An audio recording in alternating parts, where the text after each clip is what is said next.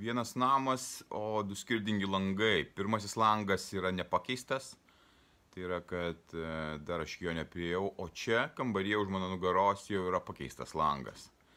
Pakeistas langas ir tu matai tuos skirtumus. Pro pirmąjį langą, kur visi tokie langai buvo, nebuvo matyti nieko, jisai buvo purvinas, jisai kėlė atitinkamą nuotaiką, bet mano prioritetai buvo kitur. Aš turėjau pasidaryti kitus svarbius dalykus, kad prieit prie langų. Priejau žiemą prie langų ir mano buvo noras pačiam pasidaryti langus. Aš juos pasidariau. Taip gal jie nėra įmantrus, taip gal jie yra paprasti tie langai, bet aš juos pasidariau pats iš medžio. Užsisakiau stiklo paketą, atsivežiau viską, viskam reikėjo įdėti tos energijos. Bet šviesa, ta, kuri ateina per jau švarų langą, gražų, šiltą langą, ir tas vaizdas pirmojo lango yra kaip skirtingas namas, absoliučiai kaip skirtinga situacija. Kodėl aš apie tos langus čia kalbu? Todėl, kad gyvenime, tavo gyvenime yra lygiai taip pat, ir mano gyvenime lygiai taip pat yra ir buvo, kai tu matai gyvenimą per purviną langą, tai yra per savo praeitį, per savo praeities įvykius, per tą skausmą, kuriame esi, per tą netektį, kurią galbūt patiri, per tą beprasmybę, per tą liūdesį, per visus dalykus, kurie yra neigiami, tu matai pasaulį ir gyvenimą būtent pirmojo lango perspektyvoje. O čia perspektyva, kai tu matai susitvarkęs save, kai tu matai pasaulį šviesų, kai tu matai yra ryškų, kai tu matai ateitį ir toli to gyvenimo. Metaforiškas palyginimas, bet jisai man kaip tik kilo šiandieną, kad mes taip gyvenime ir klostom savo įvykius ir mes taip gyvename. Kodėl tu nematai to, kas iš tikro galėtų būti? Todėl, kad tu esi toje būsenoje, kuri tau neleidžia pamatyti ir išeiti.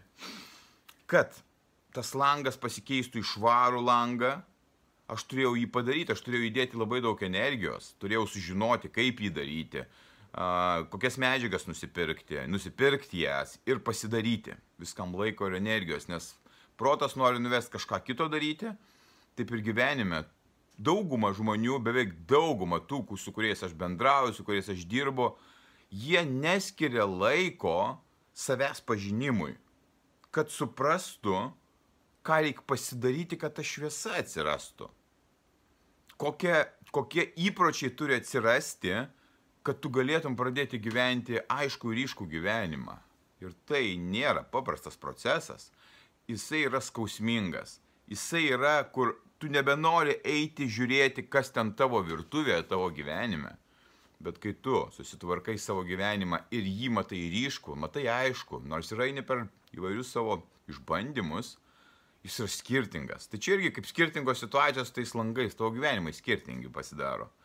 Ir mano gyvenimas pasidarė skirtingas ir nors tie iššūkiai jie kiekvieną dieną yra, jie niekur nedings, bet aš gyvenimą matau aišku ir ryškų. Kai tu esi tose žiemos energijose, kai tu esi tame gyvenime, kai tu nieko nematai arba matai tik per savo galbūt netekčių skausmo, nevilties, liūdesio prizmę, tu ten ir esi. Ir nėra kaip išeiti iš tenais. Atrodo, kad nėra tos vilties. Bet ta viltis yra, taip kaip ir langą pakeitus šviesa atsiranda. Taip ir tavo gyvenime tu lygiai taip pat gali tai pasidaryti.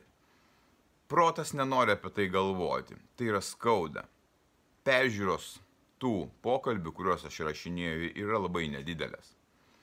Kai yra įrašoma katė šokanti ar visiška nesąmonė, kuri yra peržiūrima 100 000 net kartų, čia apie Lietuvos įvykius žiūrint, labai aišku pasidaro, kad žmonės tiesiog nenori eiti ten ir nagrinėti savęs, kad pasinerti į tą skausmą. Yra lengviau kentėti, žiūrėti katės šokančias ir nieko nedaryti su tuo.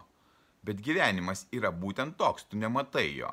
Ir kai aš dirbu ir parodau žmonėms, kad galimybės yra už to nematymo, už to purvo, kuris yra susikaupęs tavo gyvenime, kad ten tu gali nueiti, jie negali tuo patikėti, nes jie nemato to. Ir tik tai tam tikri veiksmai yra reikalingi, kad tu padaręs juos po truputėlį atidarinėjai tą šviesą, nusivalai vieną langelį savo gyvenimo, kitą, išsinagrinėjai visus savo skaudulius ir ta šviesa atsiranda.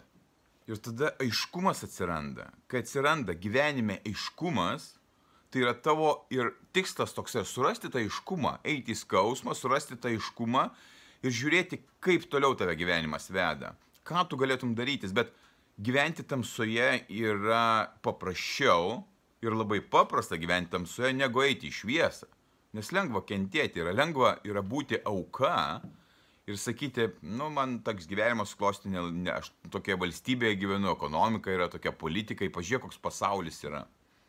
Bet aš pasaulį matau, vat štai taip, šviesiai ir aiškiai, tu pasaulį tuo atveju matai tamsiai, todėl kad tu esi tenais. Tu matai tą patį vaizdą, bet per save, per savo prizmę. Tai kai aš susitvarkiau save, išsivaliau save, tiek, kiek man išėjo iki šio momento, aš matau tą šviesą, ateitį, viltį. Tu jos nematai. Kad tu ją turėtum, turi padaryti tam tikrus veiksmus su savo gyvenimu. Pagrindinė nerimo priežastis, ypač dabar, yra ta pati informacija. Ir kai žmonės man pasako, kad jie žiūri naujienas, žiūri, kaip čia lėktuvai kažkokie krenta, aiškinasi, gilinasi, ir pasižiūrim, kad jų gyvenime labai daug nerimo, pasidaro man viskas aišku. Jie yra pakabinti ant to nerimo. Jie patys eina savo valia, savo instinktų vedami būti tame nerime, būti toje pilkumoje, nešvarume. Čia yra švara galvoje, tai yra kokią tu informaciją įsileidi.